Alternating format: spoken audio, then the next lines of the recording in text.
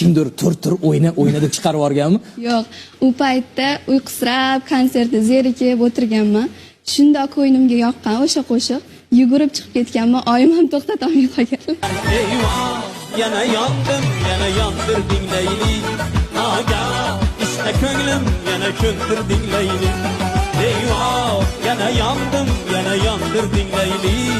Aga, işte ko'nglim yana ko'ndirding Leyli.